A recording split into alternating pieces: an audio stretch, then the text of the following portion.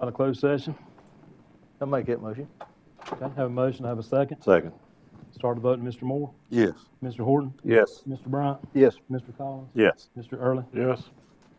Okay. I'm going to ask each member to certify. We went under closed session. Whereas the Carroll County Board of Supervisors convened a closed session this date pursuant to an affirmative recorded vote and on the motion to close the meeting in accordance with the Virginia Freedom of Information Act, whereas Section 2.2-3711D of the Code of Virginia requires a certification by the Board of Supervisors that such closed session was conducted in conformity with Virginia law. We went under Section 2.2-3711A1, A3, and A8.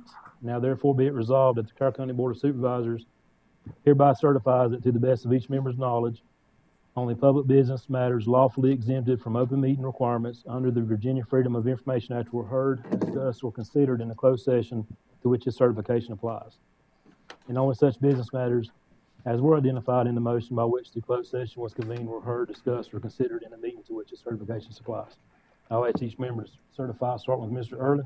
I so certify. Mr. Collins, I so certify. Mr. Bryant, I so certify. Mr. Horton, I so certify. Mr. Moore, I so certify. and I so certify. The next on the agenda is the invocation and pledge. I'll ask Mr. Collins if he'll lead us, please. Father, thank you for this opportunity to be here once again to work with the business of the county. We pray that you give us wisdom and guidance and leadership in all that we do. In Jesus' name, amen. Amen. Amen. I pledge allegiance to the flag of the United States of America and to the republic for which it stands, one nation, under God, indivisible, with liberty and justice for all.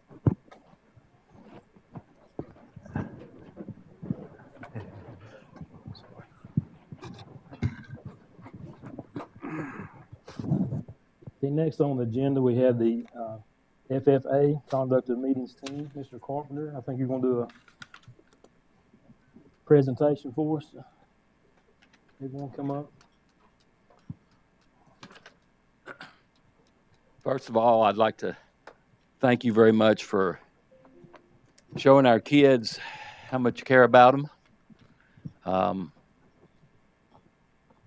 This team went to Northern Virginia a couple weeks ago and did something I thought could never be done. There was 9 schools in that contest, the state conduct of meetings contest. Well, each team had to bring their own judge. So that meant that 8 judges out of 9 were from Northern Virginia. And so this team beat all 9th grade teams. They are 4 7th graders, 3 8th graders, and the judges were from Northern Virginia. Wow. That's awesome.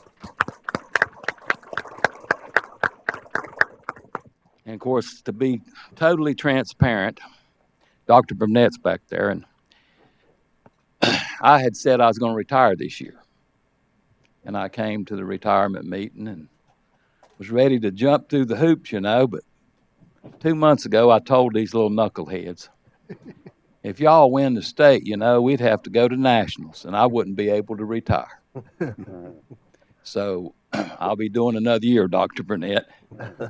And we go in October, and I think this team has a real good chance at being productive there. Chloe's right, our FFA president's going to explain real quickly the contest. It'll take 13 minutes, and I hope that's okay. That's fine. Take your time. Okay, so basically, what the contest is we start off and we have around a minute-ish we start off with a motion, and it could be anything, and it'll have 4 terms. The 4 terms could be postpone indefinitely, commit or refer, point of order, anything. And then they have a minute to figure out what they're going to do. Then we do opening ceremony. Then we solve all the terms and the motion. Then we do closing ceremony. And then we finish with oral questions. But today we won't do that. Thank you. Okay. So I'm handing out cards. And,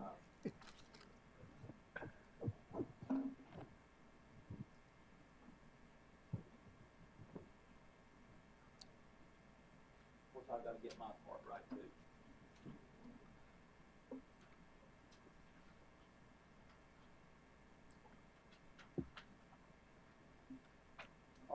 they look at their paper, go ahead and they have 1 minute to prepare. And there's 4 terms on that paper. If their term is highlighted, they have to do that term. Nobody can help them do that term. And of course, they do the traditional opening ceremony. And then they take a written test, 25 questions, and do some oral questions. But one of the phenomenal things is 3 of these kids that are 8th graders and 1 7th grader, out of 60-some kids, was 1st, 2nd, 3rd, and 4th in the test. Wow. Awesome. That's really good. Awesome. So that might have had a lot to do with the judges as well. But I might give them just a second longer than a minute today. Morgan Griffin came last couple weeks ago and met with them. I hope I didn't upset him. I said, you know, they can do something y'all can't do. Yeah. He said, what's that? I said, solve a problem in 13 minutes.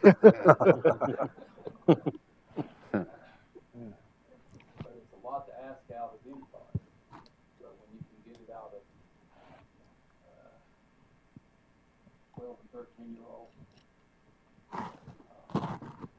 just very proud of this man.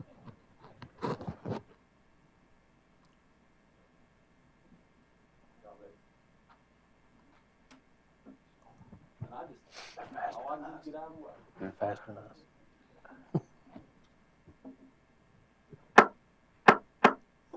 The meeting room will come to order. We are now holding a meeting of the Carroll County Middle School FFA chapter. Mr. Vice President, are all officers at their stations? I shall call the roll of officers, return to their stations, and report back to you, Madam President. The Sentinel. Station, by the door. Your duty, sir? Through this door, has many friends in the FFA. It is my duty to keep the doors open to our friends at all times, and that they are welcome. Right here in the meeting room, paraphernalia.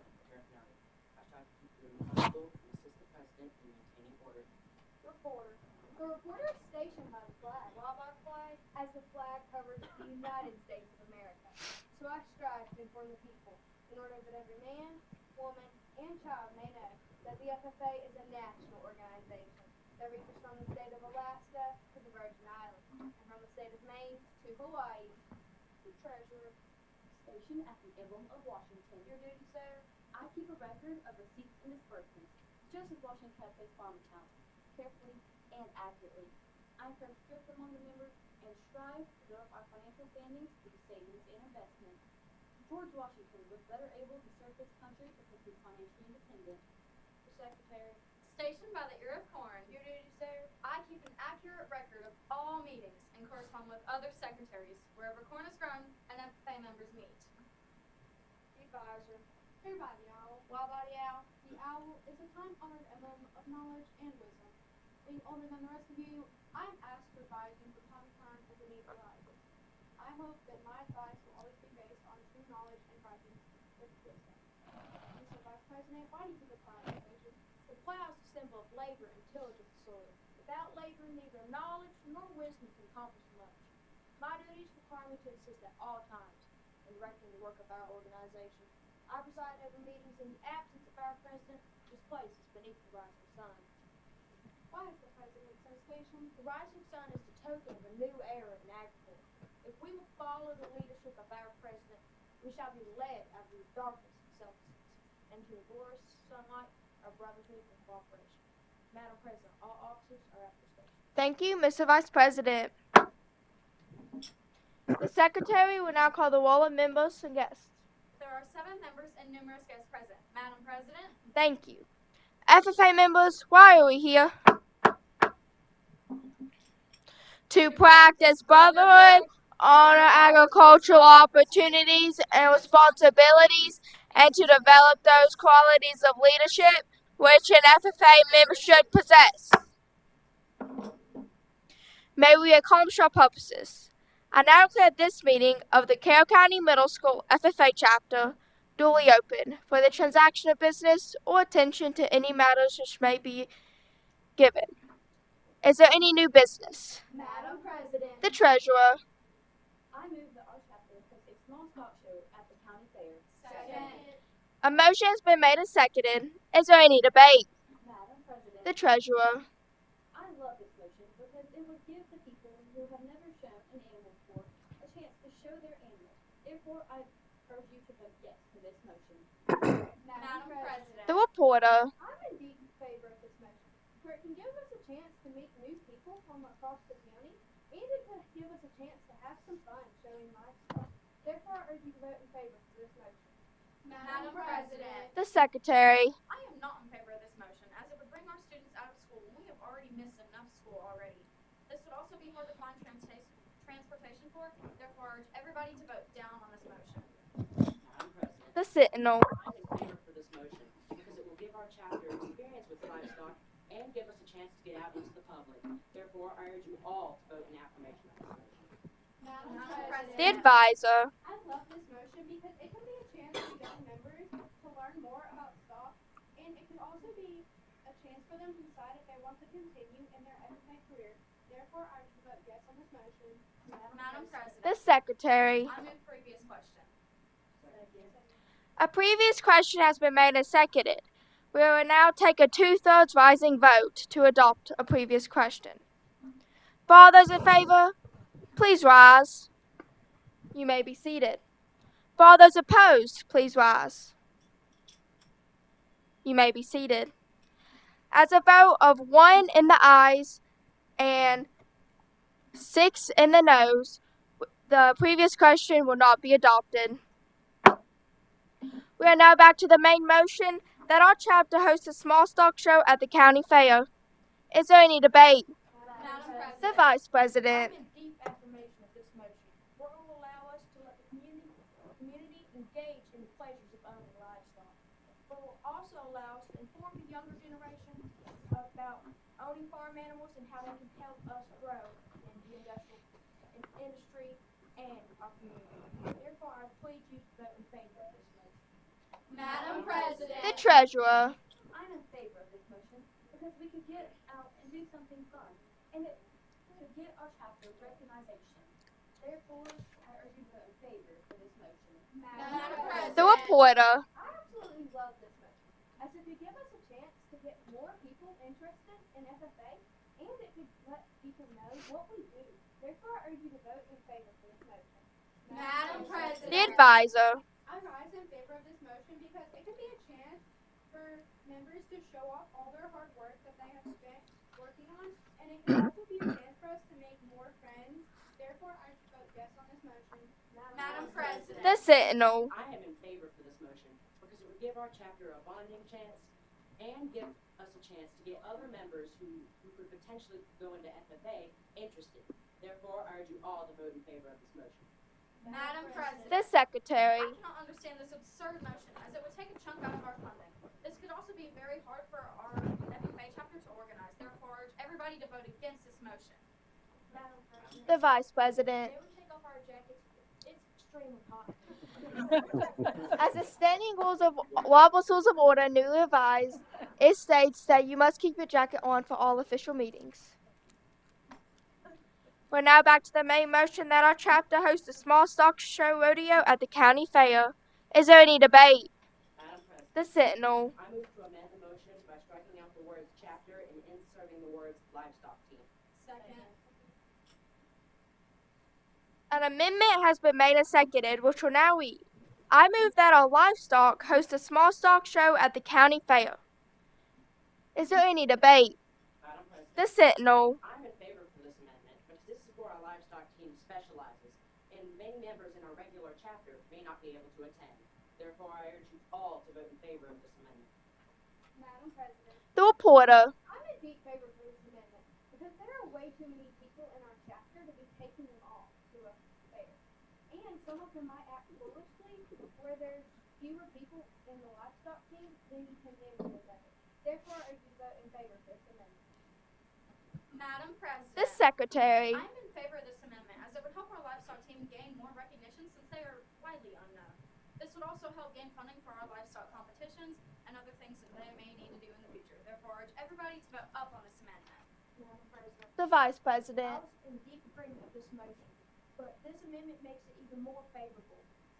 This livestock team has worked hard and got first in area rally, so it allowed them to teach the community more and higher points livestock does for us and the community. It will also allow us not have as many people out since we have many upcoming SOLs tests this month. Therefore, I urge you to vote in favor of this amendment. Madam The President. treasurer. I cannot understand this amendment because some of the people in our chapter may have never experienced shows like this. Therefore, I would vote down on this amendment. Madam President. The advisor. I hate this amendment because what if other members may want to have livestock in their future, and it also may not be enough people to handle all the animals that they may see at the show, and maybe the animals that they bring to the show. Therefore, I would vote down this amendment. Is there any debate? Are you ready for the question? For all those in favor of this amendment, please say aye. Aye. For all those opposed, please say no. No. The ayes have it. We will pass this amendment.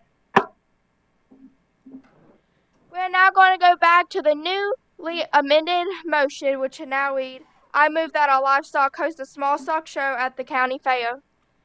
Is there any debate?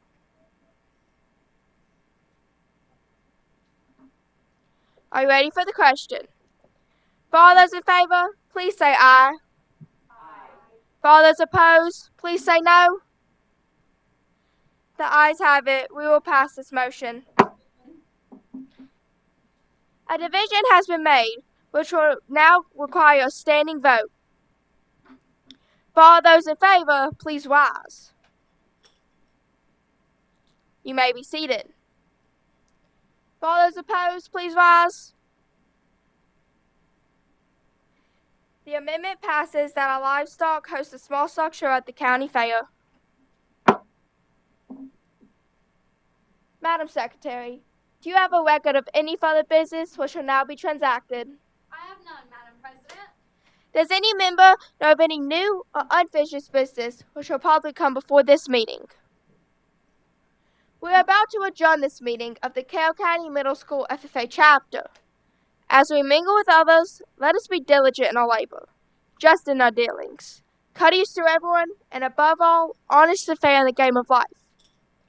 Fellow members and guests, join me in a salute to our flag.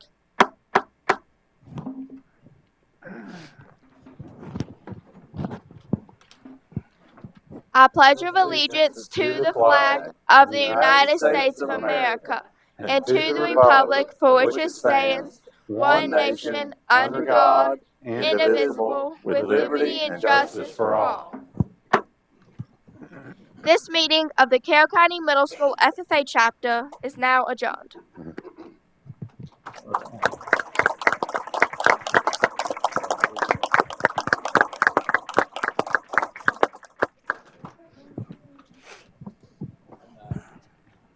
Come on up to the mic. Come on up so we can hear you a little bit, Mr. Carter, please. Thank you. Okay. I want to say the scary thing about this team is we have till October to practice. And Well, you're This- welcome to come back anytime because that was very good. Great. and each person is supposed to speak on the motion, the main motion, twice. Mhm. So they all accomplished that. Mhm. Everybody got their term. It was a great amendment, very common sense type of amendment. The only little mistake, and part of learning, gosh, if there's only one little mistake, she was a little bit late about putting her division in. If you'd have done that on that first the amendment, that would have been perfect. But they can't count it against you because you got it in there. And again, very good job, team. You know, when y'all invited us, they're like, "Oh, you sure we're ready for that?" And I said, "Well, I'm not going to give you any stump thing. It's going to be a real problem." Yeah. And I think they really excelled tonight, and I'm very excited. Yes, Thank you. Yep. Mr. Carpenter, we do have a certificate of recognition. We'd like to, if they want to stay up front, we're going to give out to each member.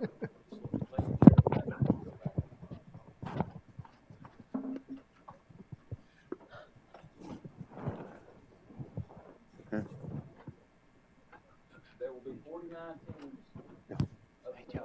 Just stand. Get the full member side.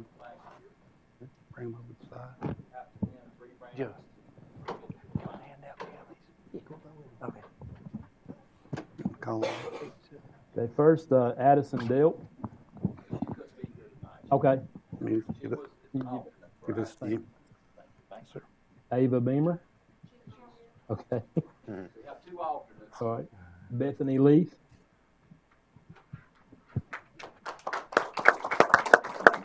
Congratulations. We'll get a picture. You want to do them all? We'll do it again. We'll do a picture if that's okay. Cooper Burris. Congratulations. Emma Leaf.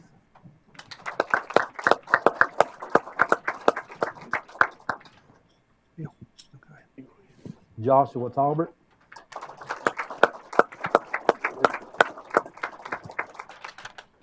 Callie Rozier.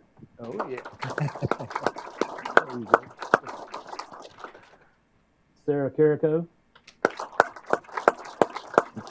Congratulations.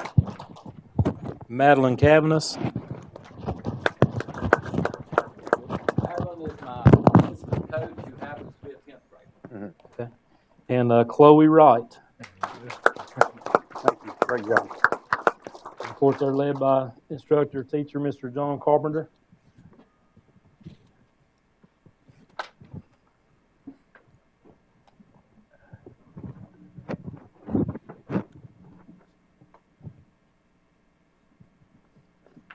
Thank you very much. Okay, y'all can sit down. Thanks again, and it's just really important how much support we get in this community. Yeah. Y'all are such a big part of that. Yep. Thank y'all. Yep, thank you.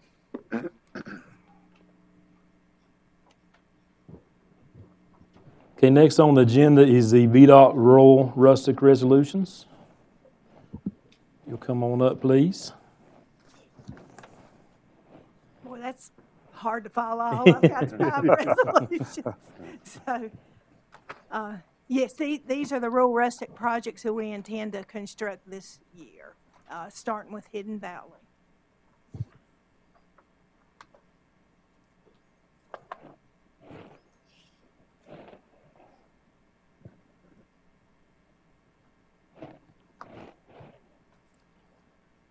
I do have one question, Lisa. Can we make them all in a motion, or do they need to be separated? You can do them all in one motion as long as you name them Okay. all. All right.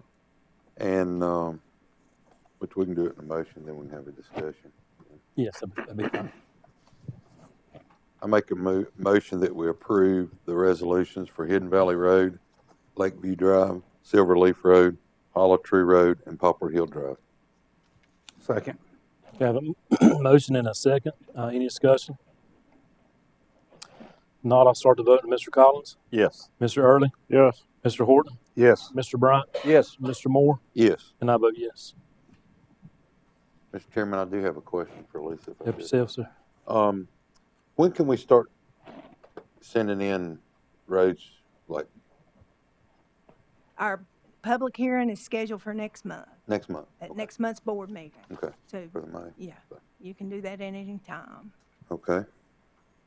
And, I know you got a long drive, Mr. Chairman. Could we ask her to possibly speak on the, SMART project? Sure. Project? Next month at the spring transportation meeting, the Commonwealth Transportation Board, that's kind of like our board of directors, they're going to be voting on whether or not to fund the 2 smart scale projects that were proposed in Carroll County. And just wanted to mention, Salem District only had 3 to recommend to be funded, and Carroll County was lucky enough to get 2. But again, the CTB still has to vote on whether to fund those or not. And really, it's critical, actually, that we know that we have the support of the Board of Supervisors. And that's one reason that we had the citizen input session, is to kind of help you all get a feel for the community support for the projects. Okay. Yeah, we appreciate you coming. All right. And, I know that we're needing to make a motion and do that, but, before we do that, can we see if there's any citizens that signed up to speak on that topic before we would make a vote and on that.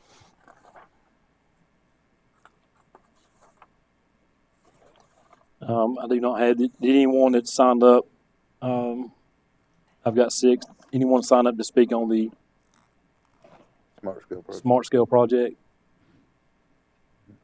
Okay. That being said, I make a motion that we move forward to try to get the funding to have these projects. Okay, have a motion, to have a second? Second. All right, I'll start the voting with Mr. Collins, Yes. Mr. Horton, Yes. Mr. Bryant, Yes. Mr. Early, Yes. Mr. Moore, Yes. and I vote yes. Thank you, Lisa. Yep, thank you. Okay, next on the agenda, Virginia Cooperative Extension. Good evening, everybody. Hello. First off, I'm passing out a little handout. This is our annual return on investment sheet that just very briefly gives an overview of some of our key programs that we've done in the past year and kind of where your financial contribution plays into that. Thank you. Thank you. So I won't take up a lot of time tonight, but I did want to come in and reintroduce myself to those of you who I haven't met, at least not lately, and give us a brief overview of some of the Carroll County VCE's key programs for over the past year. I will start off. My name's Ashley Edwards. I am the unit coordinator for our Carroll County office. I'm also the commercial horticulture agent for the county. I also serve Grayson and Wythe, but I'm housed here in Carroll. And I will go over real briefly some of the other agents and staff that work in our office. And I would like to just kind of go over some of the key things that we have prioritized over the year and just really brag on our office for all the hard work that we've done. And the goal for all of this is really just to thank you all for your continued support for Extension, and hopefully just allowing the community to be aware of some of the programs that we have and the services that we offer.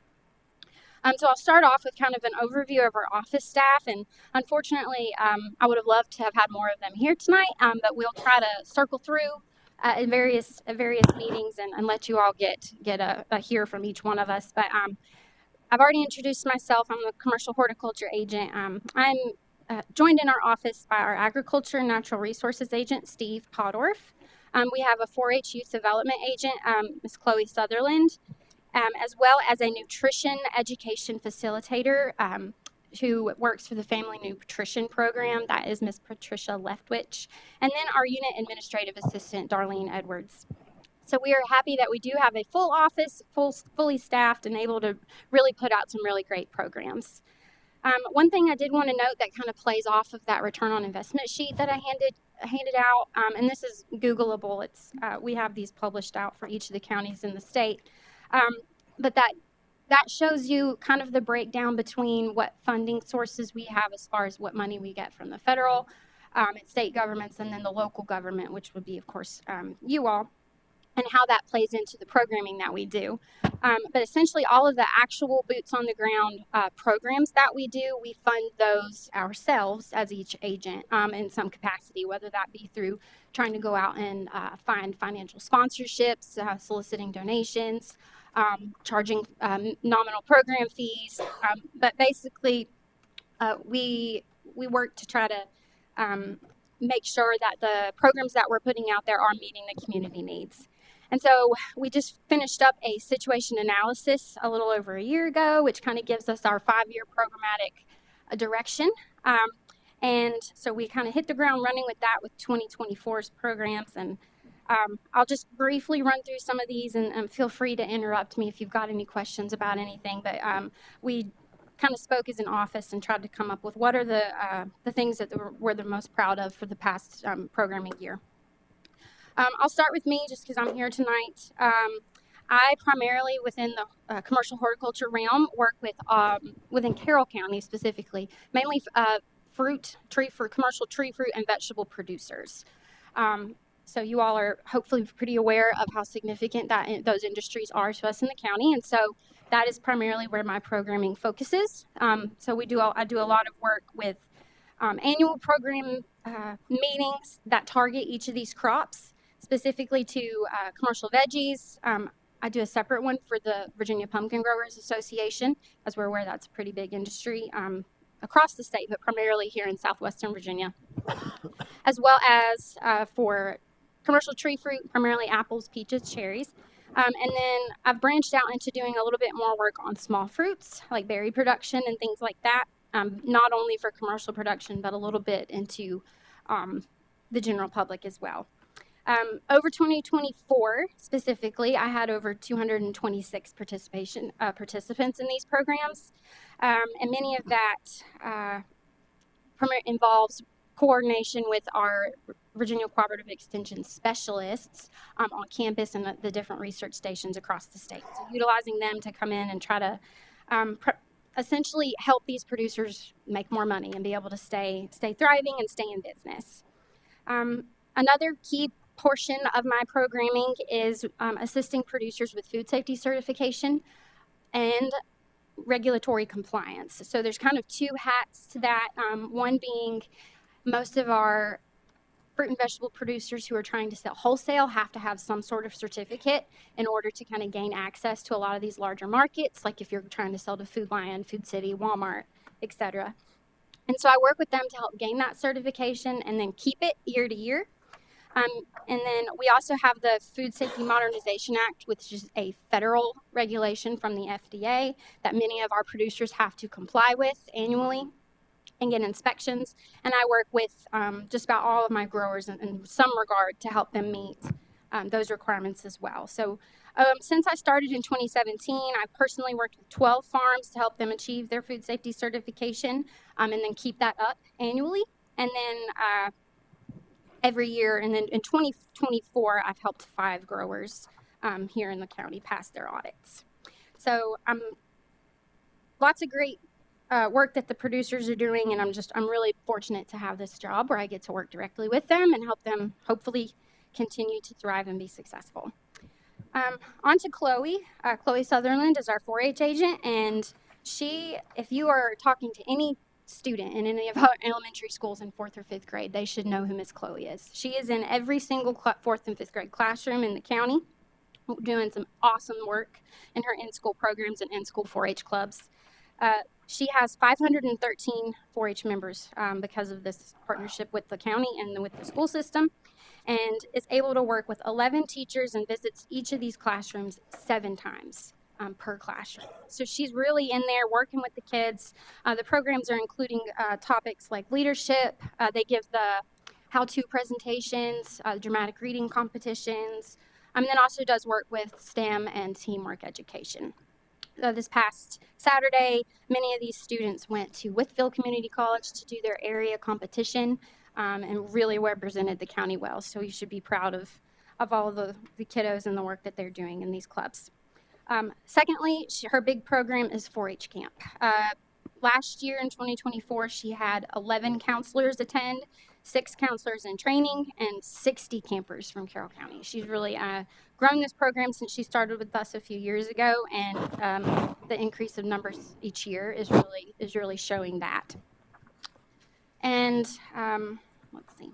And then Steve Potteriff is our Agriculture and Natural Resources agent. Steve and I partner a lot on a lot of different things, but Steve really has had some big success in some of his programs outside of the horticulture realm. Sometimes those lines get blurry, but Steve is really our go-to for the county for anything livestock, and we're really fortunate to have him, and he has some great numbers to show from his 2024 FSA NAP forage quality program. So what this is, it's a FSA program that allows producers to enroll in the ultimate goal to improve the forage quality on their farms by testing. And then they can receive a premium back for that. So in 2024, he collected 78 hay samples from 38 producers in the county. And what this does is it's really brought a significant amount of money back to each of these producers. Each one received a premium payment of about $7,900, which brought back over $300,000 to hay producers in Carroll County from working with Steve on this program. Secondly, he wanted me to mention the Virginia Quality Assured Feeder Cattle Program. And this is a program that kind of partners with Grayson County in order to sell cattle through this VQA program, assuring that, they're going through all the beef quality assurance practices that they need to follow, and then grouping these cattle together to sell them in loads rather than just trying to have the producers go and sell them like at the stockyard on their own. And what this does is really brings in some significant premiums to each of these producers. And I would like to share some of those numbers with you all. Last year, they had 1,278 head of cattle from Carroll and Grayson County that were sold through the VQA program, valuing $2,188,000 plus.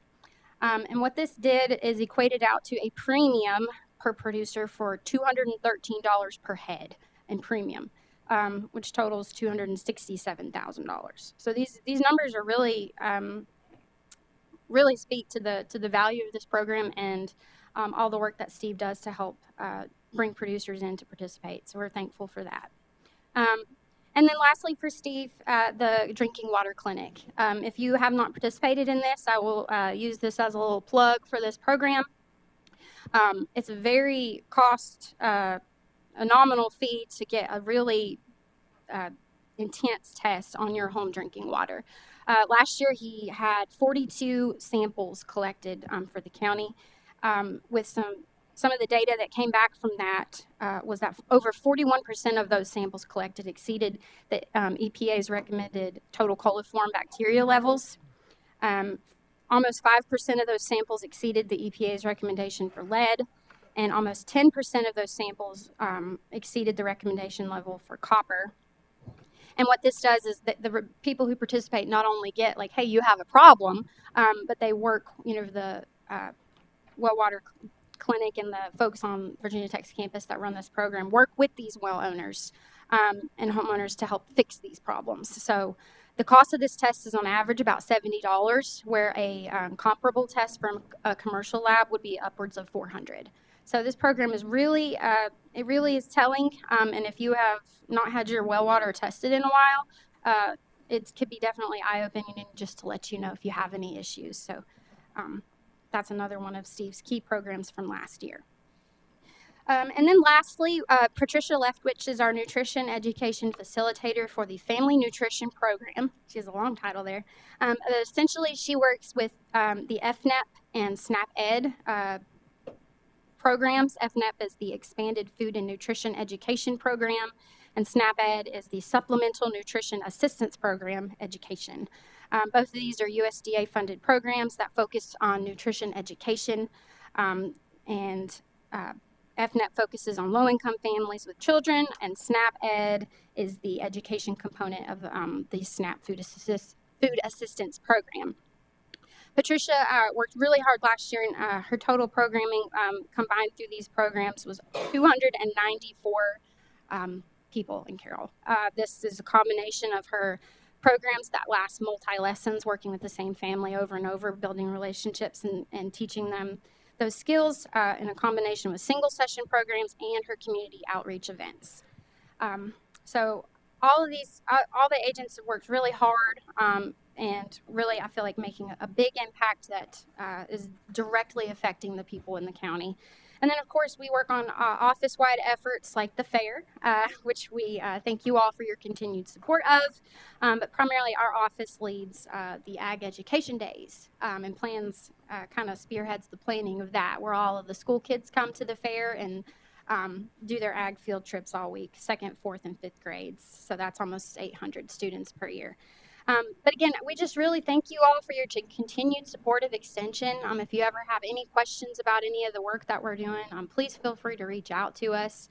And like I said, I hope that we're all able to get over here in different capacities to kind of keep you all up to date on the work that we're doing. But we're really thankful for your all's support.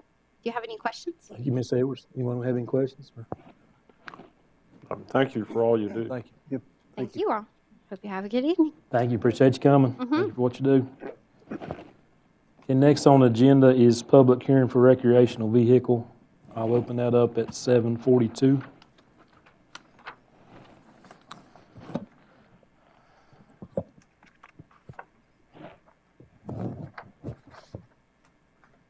And I had no one sign up for the public hearing for recreational vehicle. Is that correct?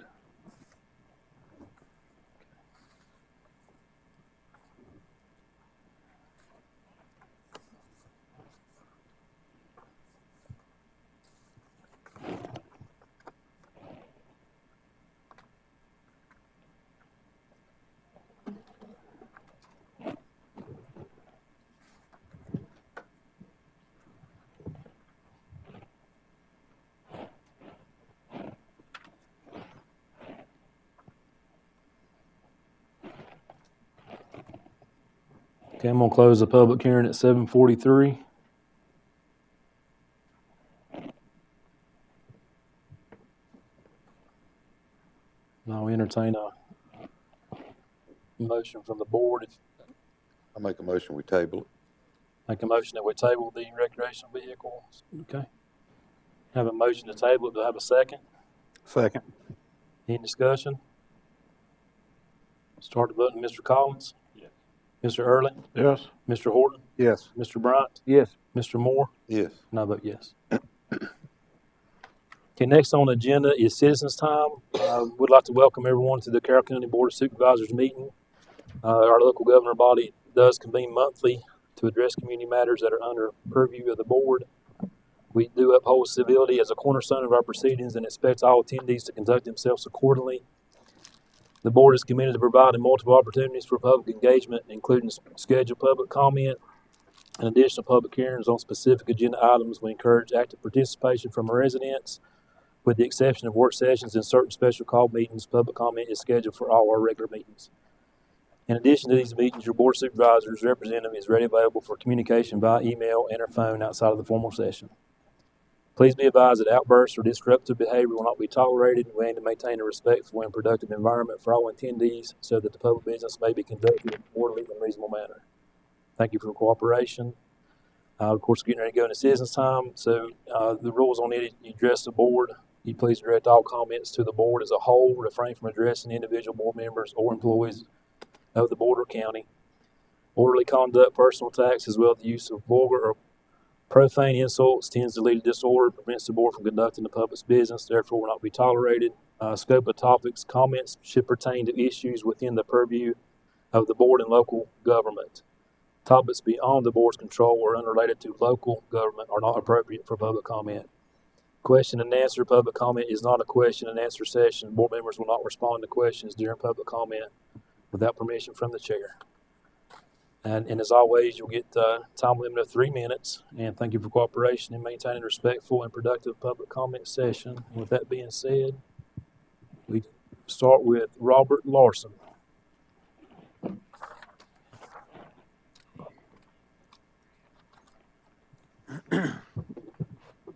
My name is Robert Larson. I'm a resident of Fancy Gap.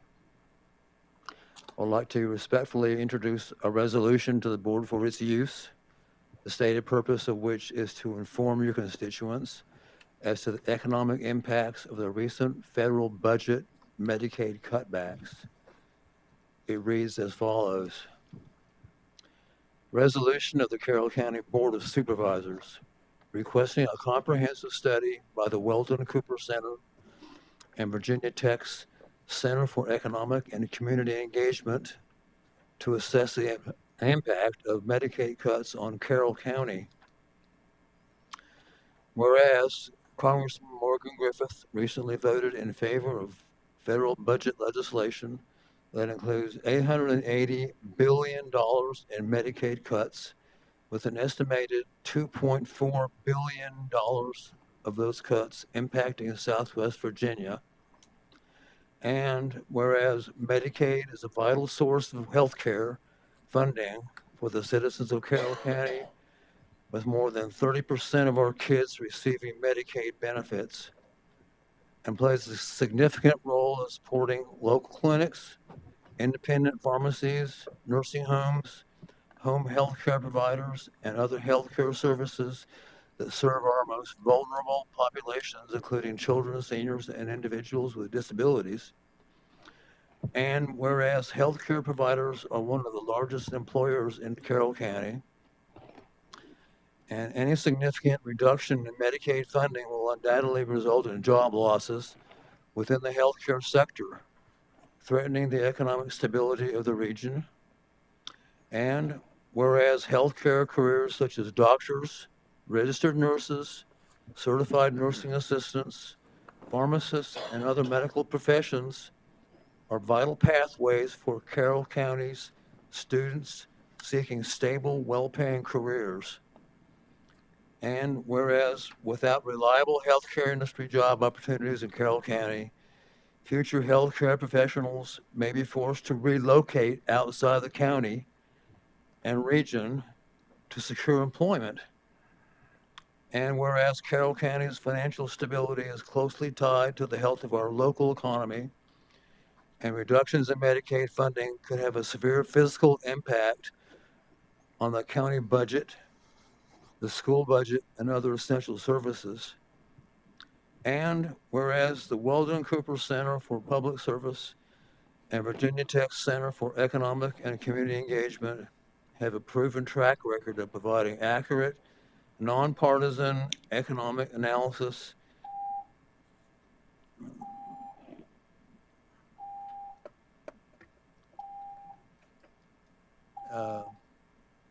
in my time up.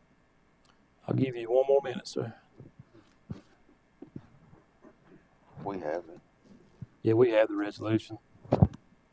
Should I go ahead and finish? I'll give you another minute, sir. It's maybe 2 more minutes. I'll give you a minute. Go ahead. Whereas the availability of health care directly affects the overall health of the community, now therefore be it resolved that the Carroll County Board of Supervisors hereby requests that the Weldon Cooper Center and Virginia Tech Center for Economic and Community Engagement conduct a comprehensive study, analyze the potential impact of Medicaid cuts on number 1, healthcare sector job losses, number 2, the anticipated fiscal impact on the Carroll County budget and Carroll County school budget, 3, the potential economic ripple effect on local businesses and service providers, number 4, the effect these cuts may have on future career opportunities. Be it resolved further that the Carroll County Board of Supervisors directs the county administrator to forward copies of this resolution to, and you have this list, which includes Senator Kane, Warner, and Representative Griffith. And the rest of it is for you to consider and sign. Thank you, sir. Thank you very much. Thank you. Thank you. Okay, next on the agenda, citizens' time, I have Janet Evans.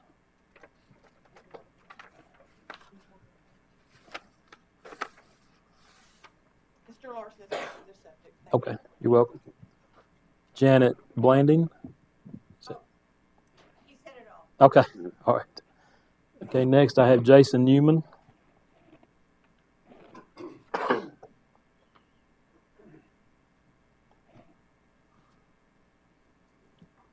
Go ahead, Mr. Newman.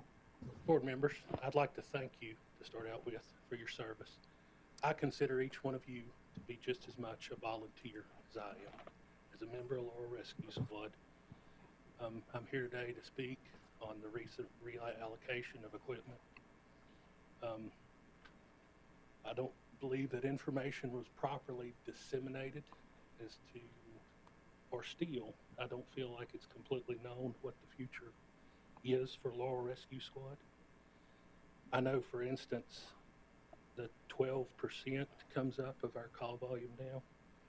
I'd like to bring up that Laurel Fork Rescue Squad in 2022 run 3 calls for the year. 2023, 5 calls for the year. 2024, 1 call for the year. At 12% of our current call volume, 60 calls per year is what we're answering.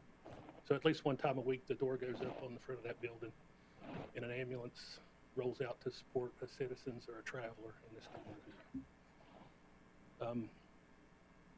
we, at a meeting, were told that our equipment was being reallocated and that if we further wished to volunteer in the county, that we would have to try to join another organization. In the weeks preceding that, the equipment was removed from the building.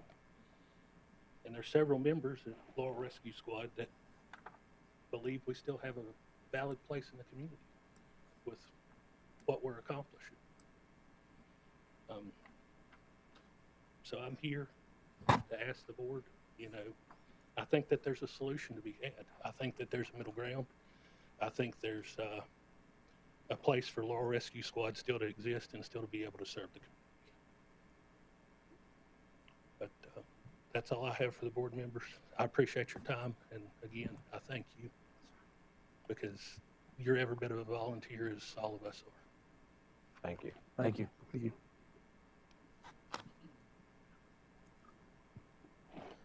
Billy Sizemore.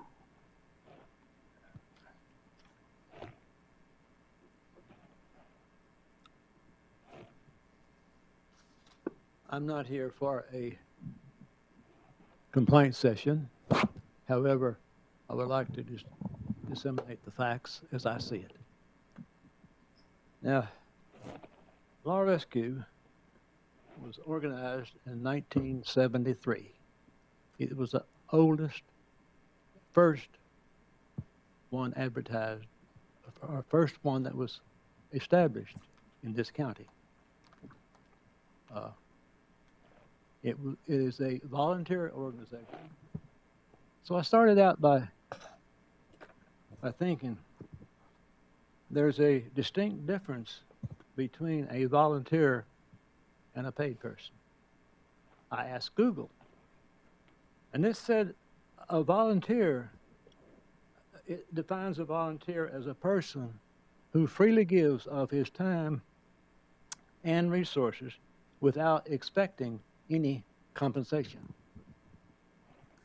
A paid person is one who gives his time and services and expects a paycheck for it. I was not aware of a problem that existed until I read a press release in the Galas Gazette and the Carroll News.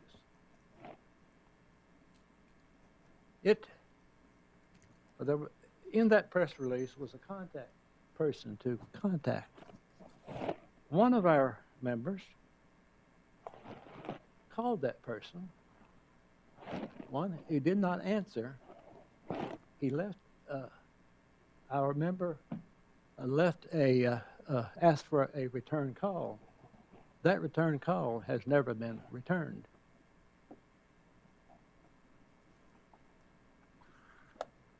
So we waited 5 weeks. That no publishment in the papers existed.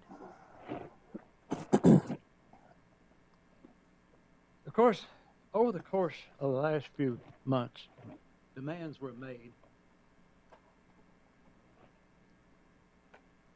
that the squad that changed, demands to the squad changed from week to week to week. So we never knew where we're standing.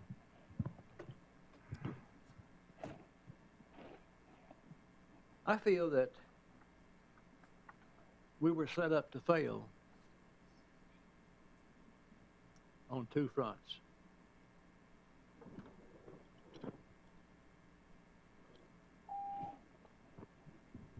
Am I over? I'll give you one more minute, sir. One more minute. Yes. Okay. When we recruited someone to volunteer for us, the paid service come in and says, "We'll pay you to do that job." Of course, a lot of they jumped at it. They asked me too. But my answer was no. I am a volunteer. Time went on. For this winter, my wife and myself used the squad building, a large area, to exercise and for our health. We walked in that building. We noticed things started missing. Who took them? I don't know because I didn't see it. Whether they were taken by someone from the squad. Can I have one more? The chair. He asked me. I said that's up to the chairman. Go ahead. Okay, thank you. Like I said, I did not know who took them or whether they were stolen. But everything of any significant value was taken, was moved out of the building.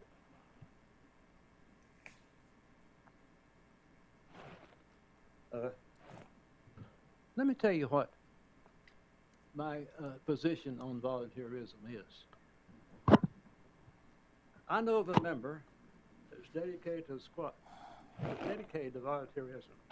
That person responded with an approximate average of 15 calls a month for every month of the year for 15 years.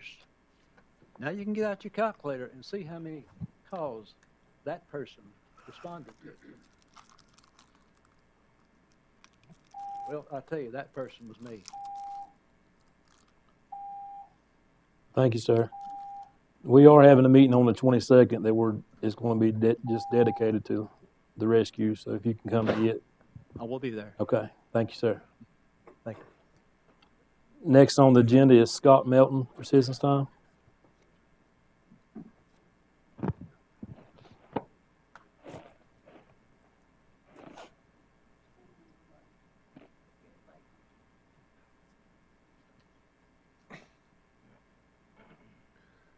Mr. Sizemore said a lot back here. You know, we're all volunteers. You know, volunteers don't get the credit out here that we deserve. Volunteers built this building. Our auxiliary paid for a lot of this stuff that Mr. Sizemore was saying is gone. We're not going to say what it is till a later date, or till we all get together in private. I've belonged to this rescue squad over 30 years.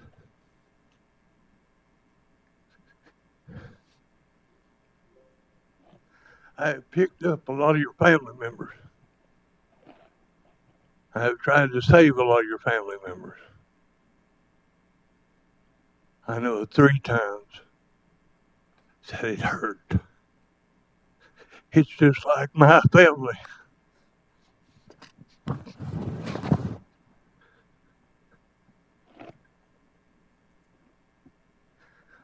We get out here and we do a lot of things. I have seen a lot of things. I still have nightmares over a lot of things that we do. You know, you're not giving us credit for what we're doing. Volunteers built this rescue squad, like Mr. Sizemore said, since 1973. The land was donated. There's volunteers that got out there and done this. Never got paid for it. We're not asking for pay for this. We're asking to help our community. Our community, your all's community. We don't need paid service. We need some more volunteers, yes. Your paid service covered during the daytime when we can. A lot of our members work day shifts. Probably 90% of them work day shifts. I have pulled from one night from 6 p.m. to 6 a.m. in the morning, get up, get right back to the house and go to work. Not sleep for 2 days. Did I complain? No. Because it's my community. I care. They care. We all care. If we didn't care, we wouldn't be here tonight. My time's about up, and that's all I've got to say. But I thank y'all for listening. Thank you. Thank you, sir. Thank you.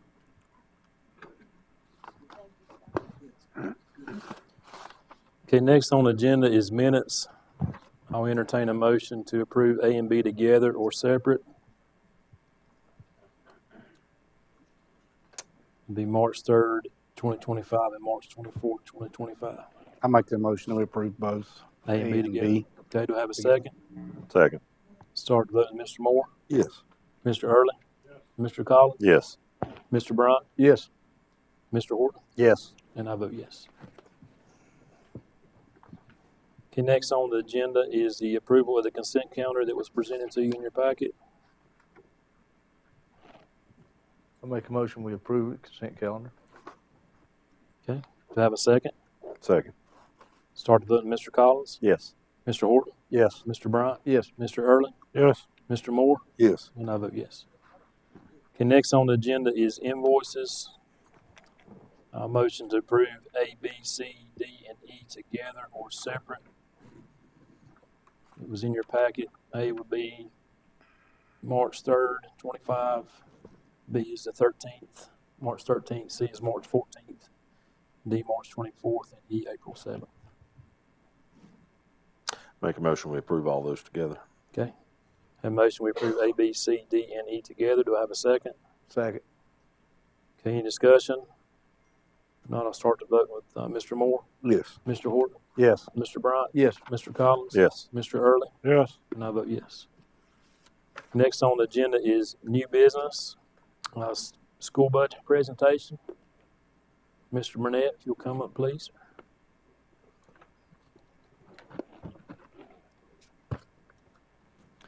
Thank you, Mr. Chairman. I know you guys got a busy schedule, and I'll try not to take but just a little bit of your time. No problem, thank you. Just wanted to talk just a few minutes about our budget goals. Our goals prioritize high-quality instruction and in ensuring a safe and secure and learning environment for all students. We're committed to maintaining appropriate class sizes, especially at grades K through 3. Open communication, we feel that's vital to keep both staff, students, and stakeholders well informed. And to ensure a quality school system, we're dedicated to promoting equitable salaries, benefits, and sufficient staffing to attract and retain talented educators. We believe in the holistic development of our students, and we continue to support our extracurricular activities that prepare kids to be lifelong learners. And you saw some of those kids here today. This budget's being developed collaboratively with all stakeholders, and we try and ensure a responsible financial plan that allows us to deliver a 21st century education to our students. Again, our safety is paramount to our students. We're committed to continuing to update and maintain our bus fleets and provide a safe and reliable means of transportation. We proactively address our infrastructure needs through necessary capital improvements to keep our school and community facilities in good condition. Our challenges. There's a lot of uncertainty out there due to potential federal government changes. We have an increase in our social emotional issues and student mental health issues. Increase in our special populations. Increased healthcare costs. Our SSO grant funding is over this year, so we're having to pick up our SSO officers. So we have, just like everybody else, our consumables like heating oil and fuel continue to rise, and they impact our operational budget. We have a shrinking local workforce and increasing community wages that we have to compete with. The recruiting for specialized positions like speech pathologists, psychologists, math teachers are still a priority. We still got speech pathologists and psychologist positions that are open now that we just can't fill, and we have to contract with people. State provided salary increase, it's just for SOQ positions only, so we have to pick up everyone else.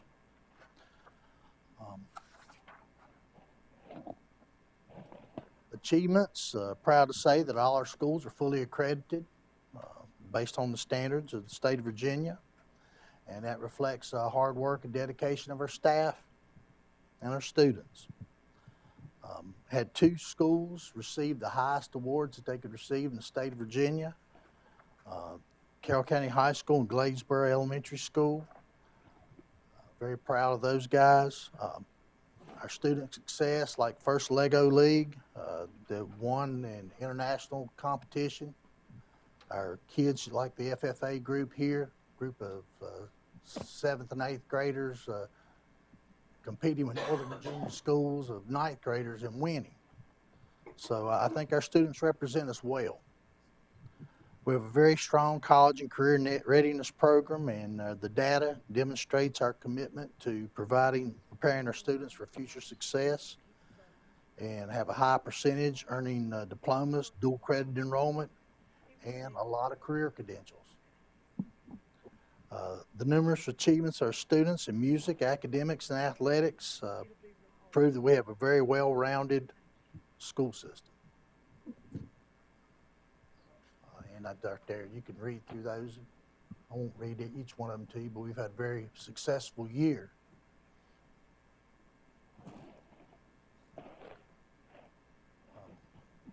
Based on our financial plan, our budgets derive from 3 sources of funding: state, local, and federal.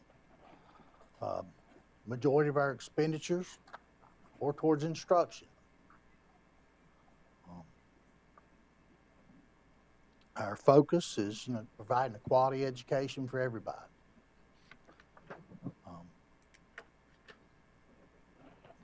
As you see, there's the breakdown of the revenue sources, and I won't go through each of those with you. Our composite index increased over the last biennium. So, we are a labor-intensive business. We employ roughly 600 people.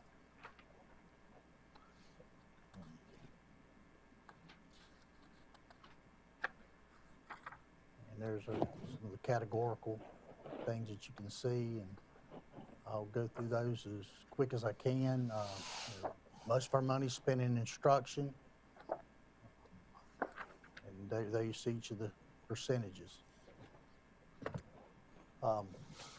Carroll County High School, we've done quite a bit of renovations there. The addition of the auxiliary gym, the renovations to the auditorium, the handicap access, and the ability to connect all of our buildings together have made us a lot safer space and provided a lot of extra classrooms. And again, that was all funded through a lot of that pandemic funding that came about. Appreciate you guys with your help on the bleachers. It made a big difference. We were able to use our capital improvement monies to do this, and then the extra money that you guys gave us to do it. Hope you've been able to stop by and look at it. We're just about complete. Got about 95% complete now. But we've got to do some more work. We need to go in and redo the press box.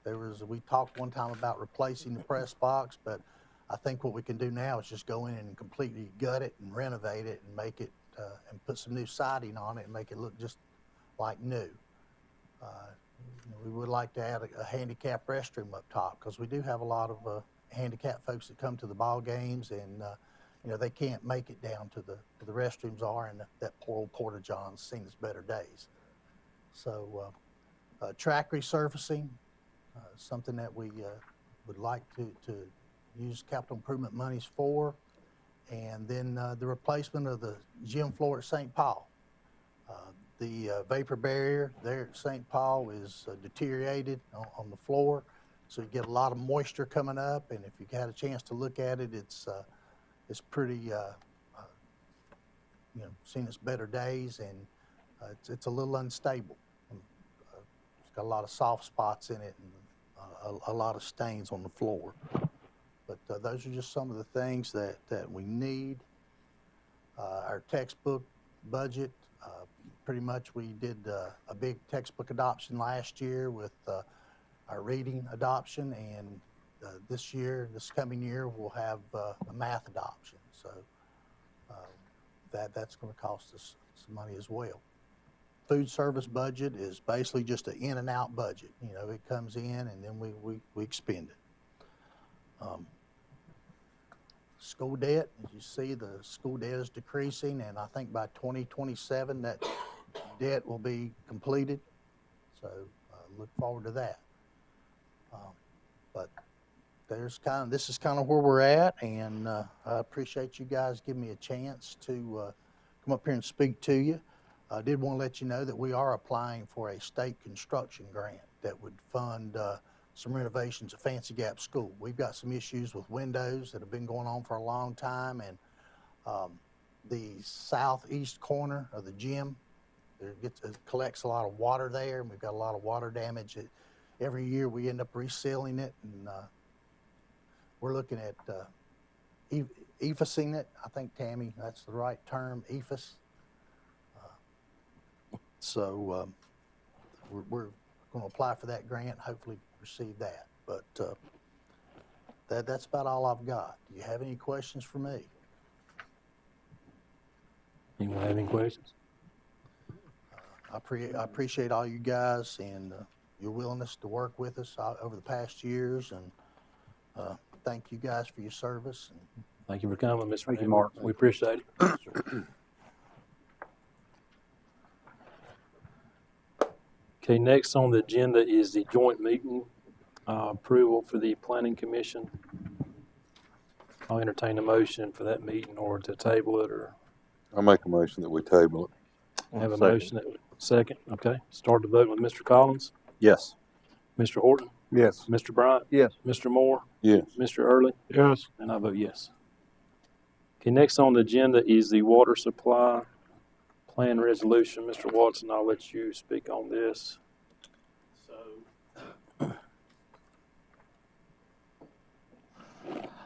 There's been a new initiative put out that it's got several years in the making before it has to be complete. One of the things we have to do is look at,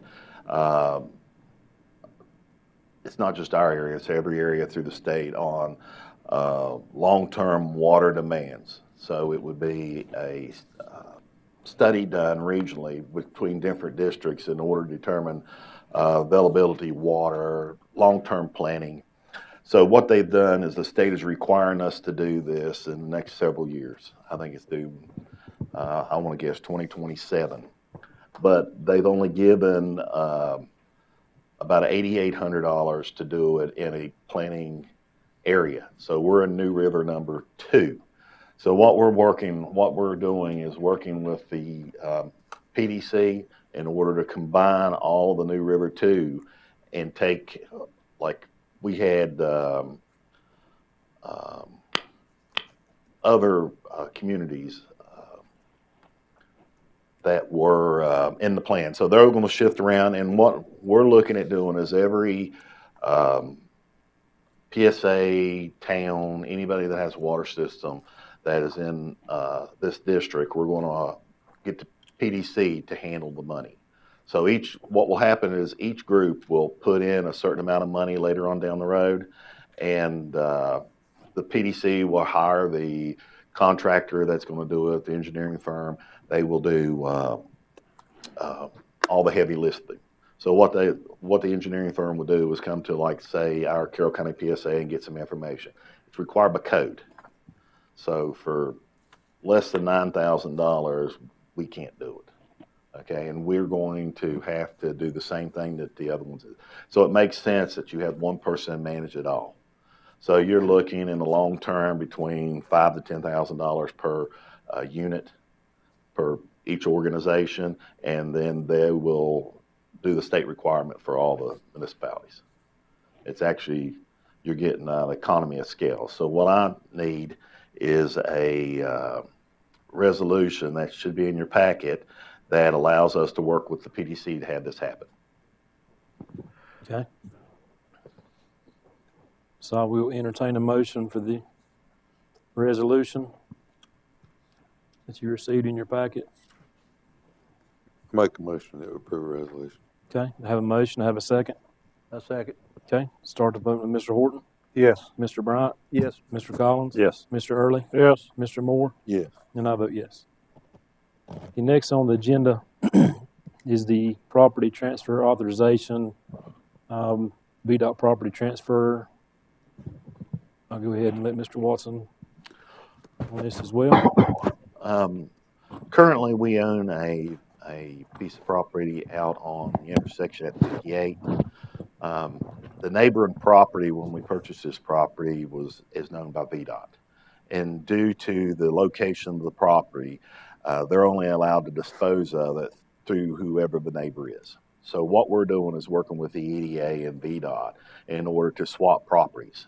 So there's a piece of property that the EDA own that they're willing to trade for VDOT property, and the property that we need beside existing property will be transferred to us. All I need is approval to accept the property based on review by the county attorney and authorize the signature. Okay. If necessary. I have a motion to let Mr. Watson sign documents related to the VDOT. I'll make that motion. Okay. Do I have a second? Second. Start the vote, Mr. Early, Yes. Mr. Collins, Yes. Mr. Bryant, Yes. Mr. Morton. Yes. Yes. Sorry, Mr. Horton, Mr. Moore, Yes. and I vote yes. It's okay. Next on the agenda is the public hearing request for County Code 39-3 to amend the structure on fire building. Mr. Durbin, I'll let you speak on this, please. Thank you, Mr. Chairman. We're just asking the board to set a public hearing on this ordinance. We'll be proposing some amended rates. As you can see from your agenda packet, 39-3 contains a fee schedule for services provided, and from vehicle fires, vegetation fires, commercial structure fires, etc. And the request is that we would like to adopt an amended fee schedule, and that must be done by ordinance. So therefore, we need a public hearing. So we just ask for a public hearing to be put on the upcoming agenda. Okay. I'll make that motion, Mr. Chairman. Have a motion for a public hearing. Okay. Do I have a second? Second. Okay. Any discussion? Start the vote with Mr. Early, Yes. Mr. Collins, Yes. Mr. Bryant, Yes. Mr. Horton, Yes. Mr. Moore, Yes. and I vote yes. Okay, next on the agenda is old business, county final budget presentation. I'll give that over to Mr. Martin and the budget committee. Thank you. I'll keep it brief tonight. So kind of where we started, a summary of where we started from with our budget deficit as we went into the year. Most of that's attributable to a little bit of loss in revenue, but mostly increase in some expense items. We lost a little bit going to the new revenue neutral rate. We would lose $200,000 approximately at that revenue neutral rate. We also expect a 5% in the decrease in personal property assessed values based on information that was provided across the state to the commissioners. We also expect a decrease in machine and tool as further reduction from Parkdale. Highlighting the expenses increased here.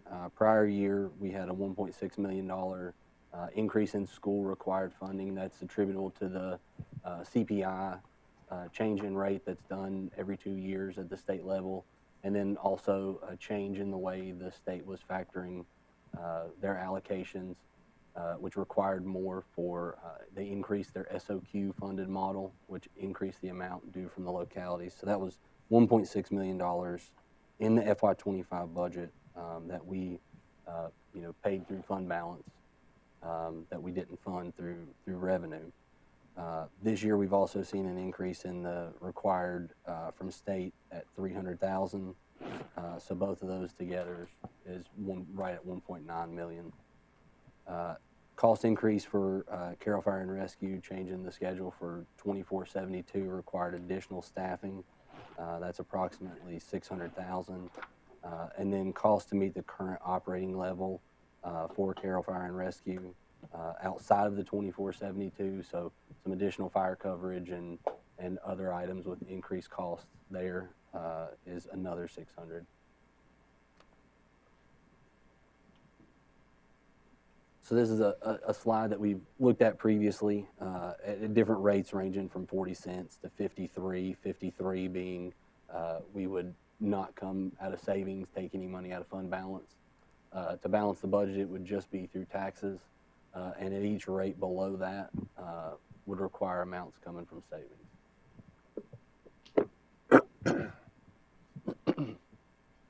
So a summary of our expenditures I've put together, and all of this is in your packet as well, in your binders. So I summarized it by functional area. Most of our areas from one year to the next are very similar. There's a significant increase in public safety, as noted. Education, I did speak to the cost increase. This shows a cost decrease. That would be attributed to the school CIP funding of the 537. That was not included in this figure. Most other areas are comparable from one year to the next. Revenue, budget is presented balanced at 49 cents as the proposed rate was advertised. So that's what you see here with the general increase in general property taxes. And then you'll notice about halfway down, fund balance reserves. A lot of times we'll say fund balance or savings, kind of the same thing. Last year, the county took out a savings 1.6 million to balance the budget, and this year at 49 cents, we would take out 547,000.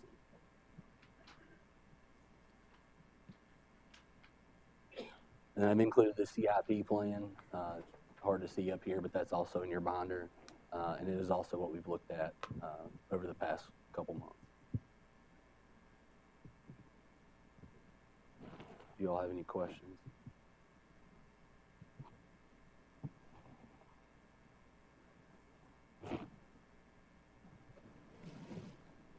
Mr. Moore, Mr. Bryant, do you want to? I want to thank Justin and Mike for all their work, and Mr. Bryant, seems like every week we keep trying to trim. Yep. So we've got to the point where last Thursday when we met, we trimmed as far as we could trim. I mean, most of the ideas that were brought to us or we took to in the budget meeting had already been taken out. Just what it is. I'll let Bill, he can speak on it. Yeah, like I say, we looked at it, and even at the the 49 cents as it's proposed, it's going to draw out about 4.2 million from our savings over the next 4 years,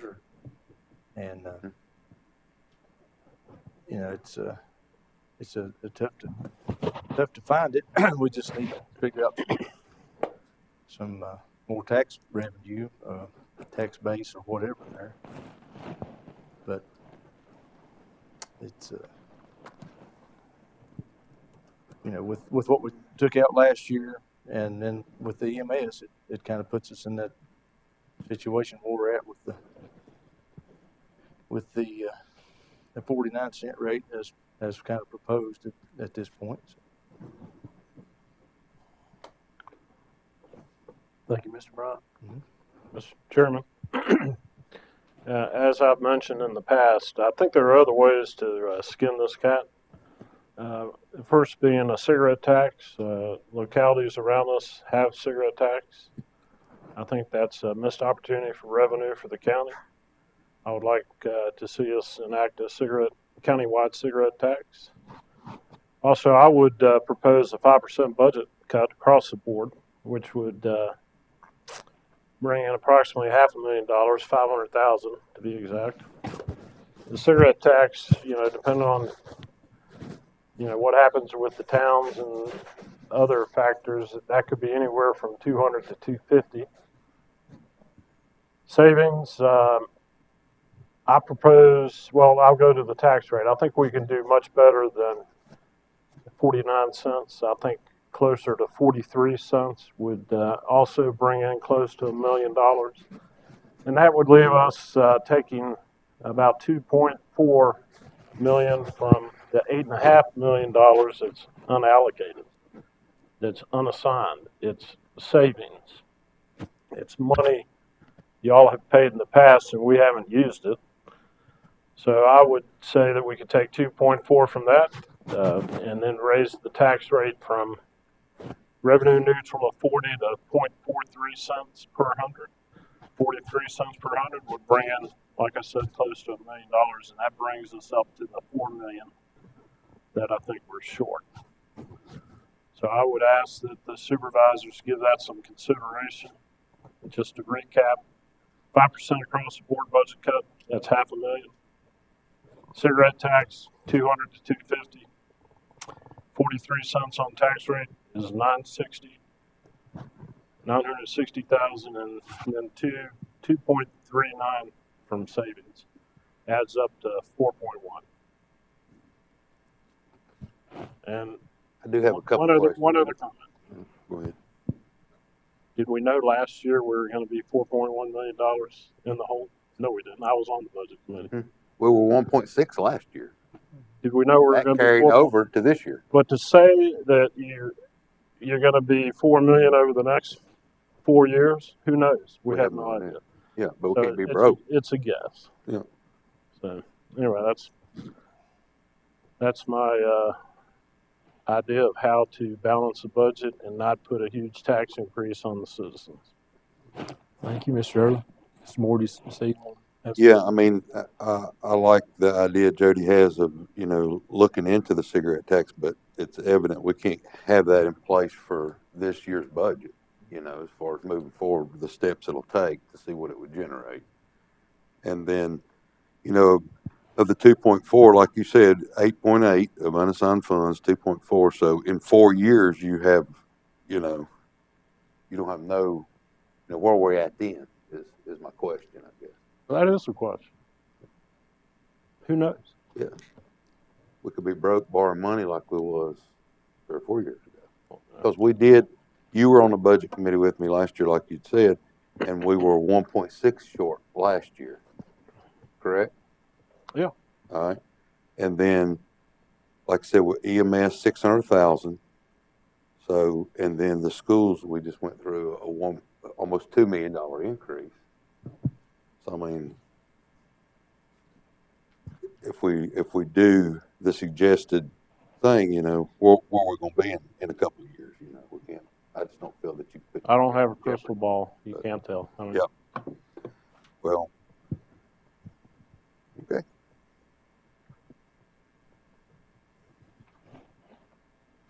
Okay, any more discussion? All right, we'll go on to entertain a motion to adopt the tax rate. Mr. Chairman, I'd like to entertain a motion to adopt a tax rate of 49 cents. Okay, I have a motion for a tax rate of 49 cents. Do I have a second?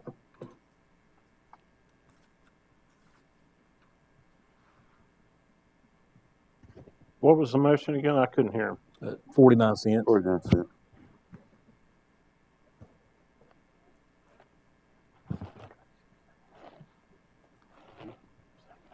Do I have a second?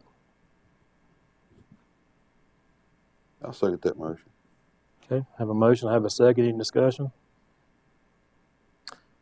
Just a quick question. Does it have to be adopted tonight?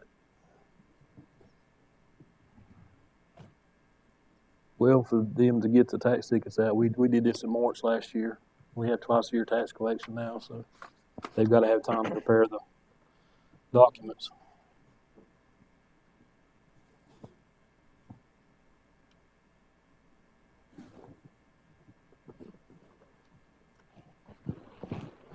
Any more discussion?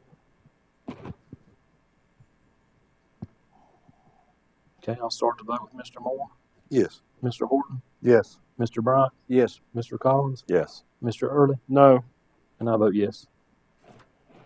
Okay, next on the agenda is the non-discrimination policy that we tabled. I'll make a motion that we adopt the non-discrimination policy. I'll make that motion. Okay, I have a motion. I have a second. A second. Okay, start the vote with Mr. excuse me, Mr. Horton, Yes. Mr. Bryant, Yes. Mr. Collins, Yes. Mr. Early, Yes. Mr. Moore, Yes. and I vote yes. Okay, next on the agenda is committee appointments. Have any committee appointments? Mr. Chairman, I do. I would like to make a motion to put Dennis Phelps on the Southwest VA EMS Council. I think that has to do with if you're over the EMS. Okay, have a motion to put Mr. Phelps on the EMS. Do I have a second? Second. Second, Mr. Collins. Start the vote, Mr. Early. Yes. Mr. Collins. Yes. Mr. Bryant. Yes. Mr. Horton. Yes. Mr. Moore. Yes. And I vote yes. Okay, next on the agenda is board member comments, and I will start with you, Mr. Horton. I just want to thank Bill and Tracy for all your hard work. My first experience with the budget and all the hard work you guys have put into it, and I just want to tell you thank you. I'm really impressed with what all y'all have done. I know it's been a hard time for all of us, and just want to tell you thank you. Thank all the staff, Justin, everything you've done to help us. I appreciate everything. Only other thing I'd like to ask is see if I can make a motion for a public hearing for the public sale of Woodlawn property that we own. Tax ID number 81A 133A. I'd like to make a motion for that. Okay, have a motion to sell the Woodlawn property beside the old school. Public hearing. For a public I'm sorry, hearing. for a public hearing, 81A-133A. Do I have a second? Second. Okay, start the vote, Mr. Early. Yes. Mr. Collins. Yes. Mr. Bryant. Yes. Mr. Horton. Yes. Mr. Moore. Yes. And I vote yes. Okay, next, you have anything else, Mr. Horton? Yes, sir. That's it. Thank All right, thank you, Mr. Horton. Okay, I would start next with you, Mr. Bryant. Yeah, I'd like to thank the staff. I'd like to thank Justin for all the hard work he's done on the budget. I know we've sent him back to checking stuff multiple times, and we've gone through it as close as we could. So I just appreciate him hanging in there and getting that done. Appreciate Tracy and the rest of the board too, and all the help they've done. So that's all I got. Thank you, Mr. Bryant. Next, Mr. Early. It is known that a portion of the Carroll Wellness Center parking lot, which is approximately a half an acre, is owned by the Carroll County Board of Supervisors. As this land is essential to the operation and expansion of the Carroll Wellness Center and of no use to the Carroll County Board of Supervisors, I move to advertise for a public hearing at our next regular Board of Supervisors meeting for the gifting of this property to the Carroll County Wellness Center, Inc. Okay, I have a motion for a public hearing to transfer land to the Wellness Center. Do I have a second? A second. Okay, I have a second. We'll start the voting with Mr. Collins. Yes. Mr. Bryant. Yes. Mr. Horton. Yes. Mr. Early. Yes. Mr. Moore. Yes. And I vote yes. Next, I'd like to ask Mr. Watson, Mr. Durbin, or whoever needs to take the action to begin the process of enacting a cigarette tax in Carroll County, if that's a public hearing. Is that Yes, it would require a public hearing. okay? Then I would move that at the next available Board of Supervisors meeting that we hold a public hearing concerning the enaction of a cigarette tax in the county. Okay, I have a motion to have a public hearing for a cigarette tax. Do I have a second? Second. Second, okay. I'll start the voting with Mr. Early. Yes. Mr. Collins. No. Mr. Bryant. Yes. Mr. Horton. Yes. Mr. Moore. Yes. Okay, and I vote yes. Okay, next, I'm sorry, go ahead. At our last meeting, I think there was a motion made that we decrease the funding for EMS building or renovation from $3 million down to $1 million. I just pulled up the current EMS building next to Russell's Garage, and about a quarter of that building is in a flood zone.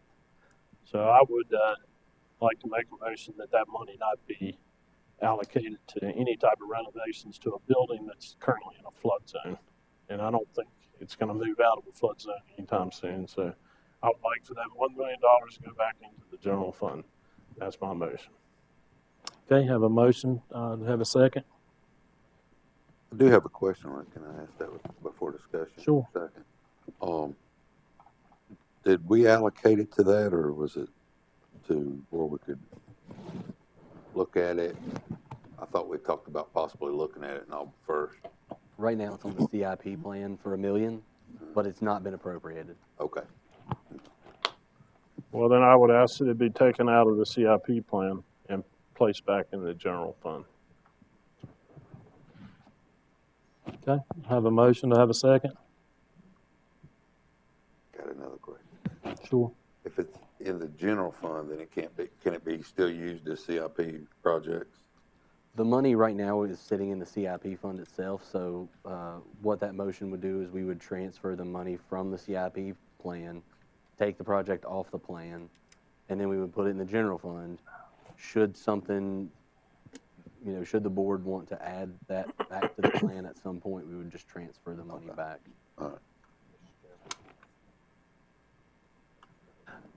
With that project inside the CIP, if you remove the project itself from the CIP and let the funding in there, then what that allow us to do is, as we go down the road, the amount of money we have in our CIP is going to dwindle based on the number of projects you do.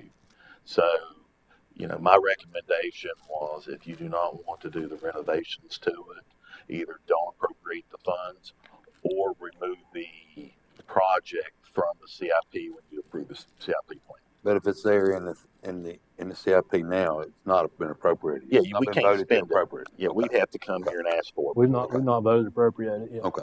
Is it currently earmarked for that purpose? Well, the way that the CIP is structured is you have 50 projects that are in there, and they're approved on an annual basis based on the year that they have them, okay? In order for us to spend anything out the CIP, you either one have to approve the plan and appropriate the funds for them. So what we did, and Justin, you correct me if I'm wrong, but last year we approved a 2025 fiscal year CIP plan. And when we did that, we appropriated all the projects in that cutout for the 2025. So when we go into 2026 to do projects, we'll look at all the projects that are in the CIP, and then we will come in and say, okay, these are the projects we want to do this year. We'd like you to allocate the funds. If you do not want to allocate the funds, you pull those projects out. And then we relook at the fund and take them. Is that pretty close? I'll add one thing. What it does is it allows staff to go ahead and start planning those things. So when that item on the plan comes due in that year, we can go ahead and start working on getting the numbers together to, we're projecting these things out pretty far. So we have to go and get actual firm numbers on some of these items and then bring that to you all for an appropriation request. But right now, nobody's working toward that. It's just there and Correct. Without an appropriation vote. Okay. Well, correct me if I'm wrong. I think Mr. Collins's motion at our last meeting, or the one prior to that, was to specifically earmark $1 million for renovations to that building. Is that not correct? Yes. So the motion was to take the pull off, take the EMS building from $6 million down to $1 million, and transfer 5.5 over to the general fund, which I did. And so as doing that, I changed the CIP plan for the EMS building to be $1 million. It didn't appropriate the money. It just directed staff to transfer the funds and then change the CIP plan. So what is required to not have it in the CIP earmarked for renovation? I mean, that's your motion would do take that? it off of the CIP plan altogether. Mr. Watson, you say you don't want the money removed from the CIP, but can we just make a motion to not earmark it for that purpose? Yes. That is my motion. Okay, have a motion to have a second.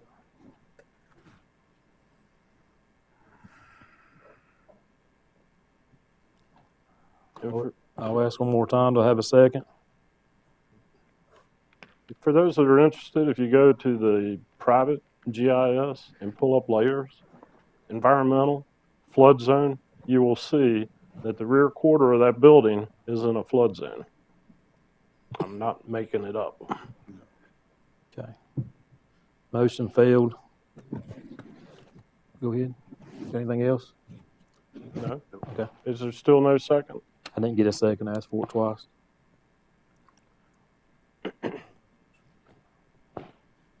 Do you have anything else, Mr. Early? Yep. Okay.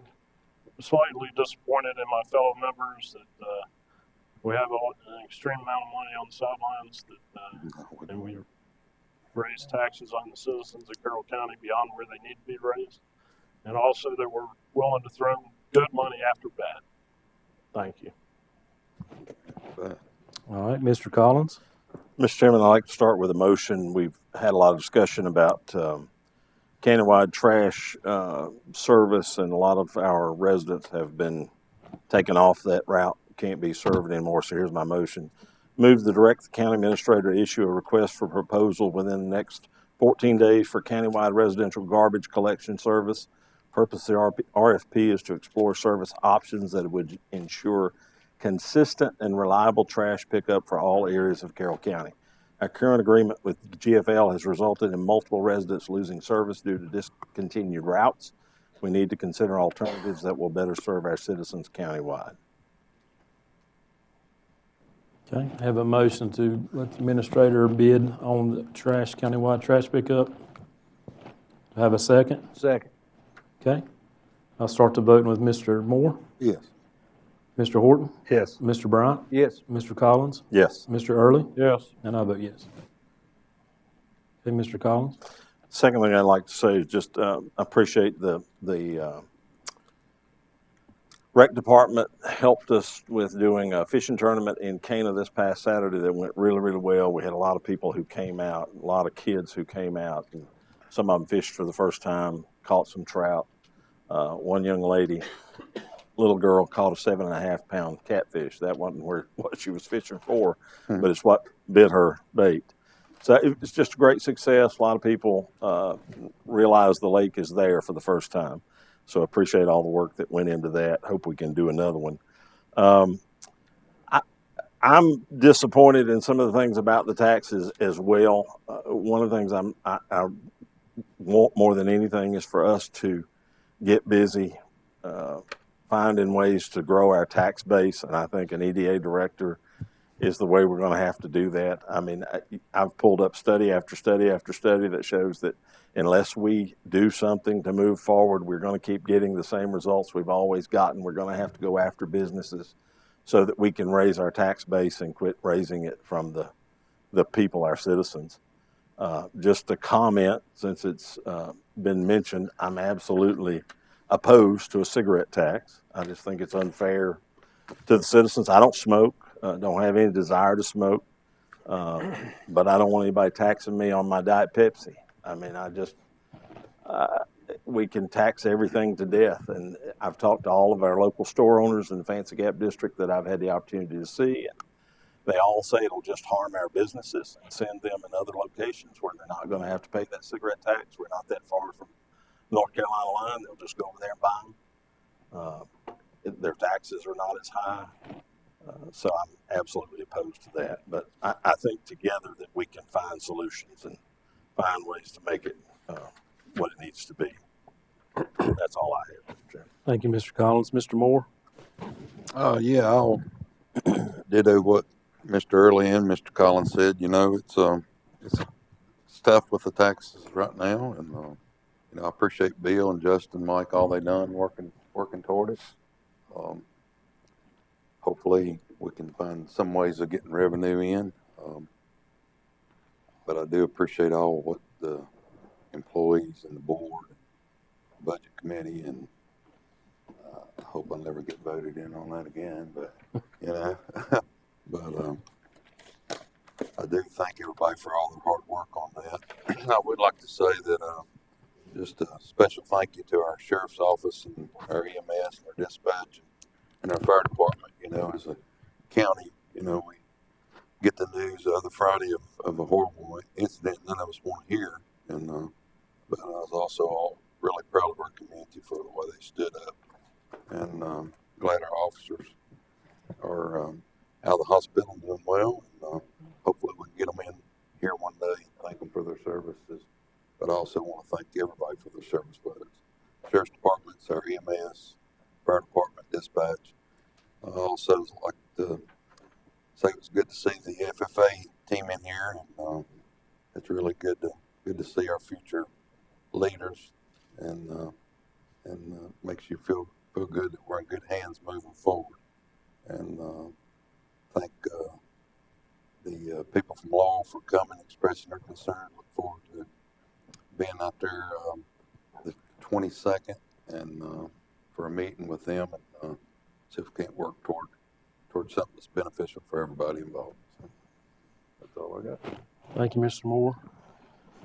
Yeah, I'd like to ditto part of what Mr. Moore, Mr. Collins, and everyone's talking about. Taxing, taxes are tough. We've got to get some kind of form of revenue, because all we have now is personal property tax, basically. Not personal property, but real estate. And I do appreciate your hard work on it, Justin and Tracy and Bill. I know it's a lot of work, a lot of hours. I talked to you several times, run some ideas by you, and y'all looked at everything you could, got back to me what would work and what wouldn't. I do appreciate it. And I appreciate the board, willingness to work and come in and deal with these things as we have to, because we have to have enough money to keep the county going in the schools and everything. It was great to have FFA here. Congratulations on winning state. Mr. Carpenter does a wonderful job with those students, and very impressed with him. I do thank Mr. Burnett for coming by and going over the budget with us. Virginia Cooperative Extension, Miss Edwards, the work she's doing. And Law Rescue, Citizens Time, we appreciate you coming by. Of course, we do have a meeting for you on the 22nd. We'll all be there as well, and we'll have opportunity to discuss these items with you. And I do want to remember our deputies and sheriff's office in this time too. We're having to borrow from other departments, to keep everything going. And I do think the area communities that send officers and stuff to us during this time to keep our community safe. And I do appreciate the communication I received from the sheriff's office when that was going on. It's a dangerous job, but I'm glad that they do it and keep us safe. And EMS, Jason Phelps is on scene there as well, a lot of our EMS providers and the fire department. So appreciate everything you do. And that's all I have. We'll go on to Mr. Watson. I don't have anything. Okay, Mr. Durbin. Thank you, Mr. Chairman. I do have a action item for the board's consideration tonight. In 2006, after a public hearing, the Board of Supervisors repealed Chapter 56 of the Carroll County Code, which prohibited the Sunday sales of alcohol. However, it remains on the books of the county code, even though it has been repealed, and I think that's due to just an administrative oversight with between the codification company that the county uses and the records of the county itself. So in order to clarify this issue, because right now it's an untenable situation, we have a repealed and unenforceable ordinance, but it remains on the books, so it only creates confusion. So for that reason, with your permission, Mr. Chairman, I'd like to read a proposed ordinance for the board's consideration. Yes, Mr. Durbin, go ahead. Thank you. This would be an ordinance ratifying and confirming the repeal of Chapter 77 of the Carroll County Code pertaining to alcohol sales on Sunday.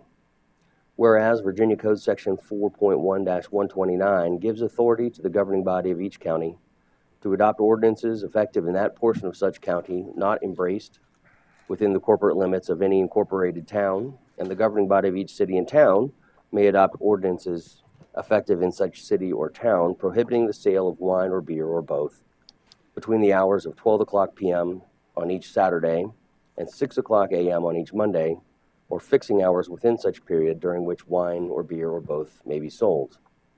And whereas the Board of Supervisors of Carroll County, Virginia, the board, adopted an ordinance on May 3rd, 1948, currently codified as Chapter 77 of the Carroll County Code, prohibiting the sale of wine, beer, and other alcoholic beverages between 12 o'clock p.m. on each Saturday night and 6 o'clock a.m. on each Monday. And whereas the board held a public hearing on August 15th, 2006, to hear public comment pertaining to the repeal of the aforementioned ordinance, now codified as Chapter 77 of the Carroll County Code. And whereas at the public hearing on August 15th, 2006, the board voted to repeal the aforementioned ordinance, which at that time was codified as Chapter 56 of the Carroll County Code. And whereas, although the board voted on this matter in 2006, the ordinance imposing the prohibition on alcohol sales on Sunday has remained within the Carroll County Code of Ordinances, and an ordinance effectuating the repeal of Chapter 56 of the Carroll County Code cannot be located. And the board wishes to ratify and confirm the action of August 15th, 2006, and confirm the repeal of Chapter 77 of the Carroll County Code. Now therefore be it ordained by the Carroll County Board of Supervisors that Chapter 56, currently Chapter 77 of the Code of Carroll County is hereby repealed. It is directed that the county staff contact the county's codification service to ensure the county code is properly updated to reflect this action. And that would be the proposed ordinance, Mr. Chairman.